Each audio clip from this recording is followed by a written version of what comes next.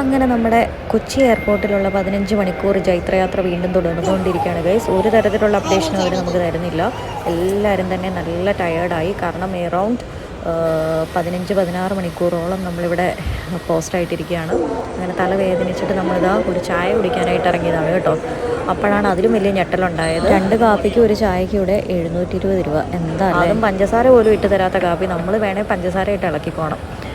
അങ്ങനെ കാപ്പിയെല്ലാം കുടിച്ച് തലവേദന എടുത്ത് ഒരു രക്ഷയില്ല. അങ്ങനെ വീണ്ടും നമ്മൾ തിരിച്ച് താഴെ ഗേറ്റിലേക്ക് എത്തിയിരിക്കുകയാണ്.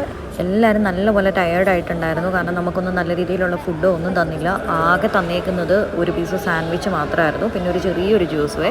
പിന്നെ എനിക്കിവിടെ വേസ്റ്റ് ഇടാൻ വേണ്ടിയിട്ട് അവർ കൊണ്ടുവച്ച ഒരു കവർ കിട്ടിയത് ഞാനിതുപോലെ നീളത്തിൽ കീറിയിട്ട് ഞാനും പിള്ളേരൂടെ കുറച്ച് സമയം കിടന്നു. നമുക്ക് കിടക്കാൻ പറ്റില്ല, നല്ല തണുപ്പാണ്. അതുകൊണ്ട് അതും നടക്കുകയില്ല.